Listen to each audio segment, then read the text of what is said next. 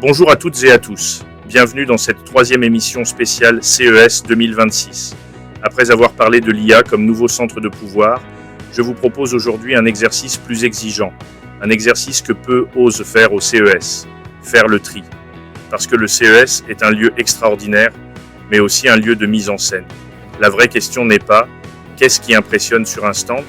La vraie question est « qu'est-ce qui existera encore dans 3 ans, une fois les projecteurs éteints ?» Je vous donne tout de suite un chiffre pour poser le cadre. Environ 80% des innovations présentées au CES ne sortiront jamais réellement du salon. Gardez ce chiffre en tête pendant toute l'émission. Le CES est un environnement artificiel. Tout y est optimisé pour impressionner, séduire, raconter une histoire. Mais très peu pour durer, être maintenu, être rentable, être déployé à grande échelle. Une démo n'est pas un produit. Un prototype qui fonctionne 3 jours sur un stand avec une équipe d'ingénieurs derrière, n'est pas une preuve de viabilité. Question simple pour vous.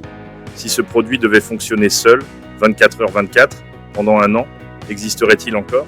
Si la réponse est non, alors il ne survivra pas hors du CES. Deuxième signal faible très clair au CES 2026. Ce qui survivra, ce n'est pas l'IA spectaculaire. C'est l'IA intégrée, discrète, banalisée.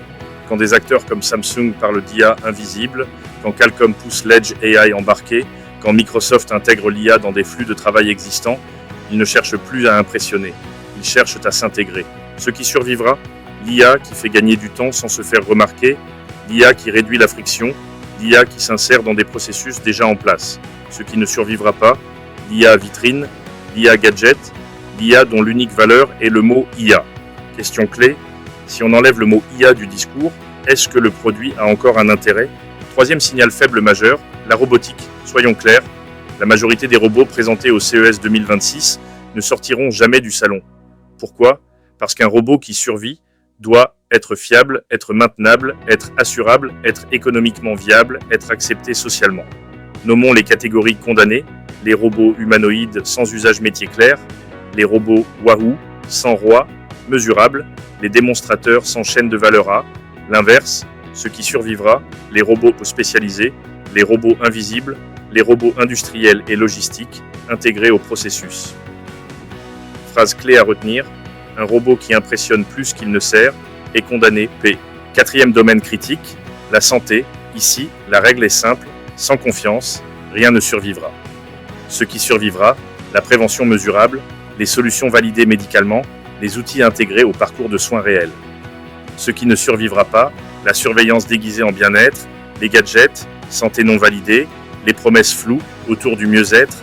Question essentielle, feriez-vous confiance à cette technologie si votre médecin n'en voulait pas ? Si la réponse est non, elle ne survivra pas hors du CESP. Cinquième signal faible, très net, au CES 2026. Le XR grand public est condamné. Mais attention, le XR professionnel, lui, survivra. Ce qui survivra, formation, maintenance, industrie, médecine, simulation. Parce que là, le XR réduit les coûts, améliore la sécurité, accélère l'apprentissage. Ce qui disparaîtra, les expériences immersives sans objectif, le XR, pour faire joli, les promesses de métavers grand public. Phrase clé, le futur du XR n'est pas spectaculaire, il est utilitaire. Si l'on résume, tout ce qui survivra hors du CES 2026 partage 3 caractéristiques simples. Premièrement, un usage clair. Deuxièmement, une intégration dans l'existant. Troisièmement, un modèle économique crédible. À l'inverse, tout ce qui repose uniquement sur l'effet Wahoo, la promesse vague, la démo isolée, restera sur scène. Question directe pour vous. Combien d'innovations vues au CES 2026 répondaient vraiment à ces 3 critères ? Je voudrais conclure avec cette idée simple. Le CES n'est pas un aboutissement, c'est un filtre. Le CES récompense le spectaculaire, le marché récompense l'utile. Le CES 2026 ne doit pas être lu comme un catalogue d'innovation, mais comme un test de maturité. Ce qui survivra hors du salon ne sera pas le plus impressionnant, mais le plus discret, le plus intégré, le plus utile. Je vous laisse avec une dernière question, très précise. Citez une innovation du CES 2026 que vous pariez encore exister en 2029. Merci de m'avoir suivi et à très vite pour la suite.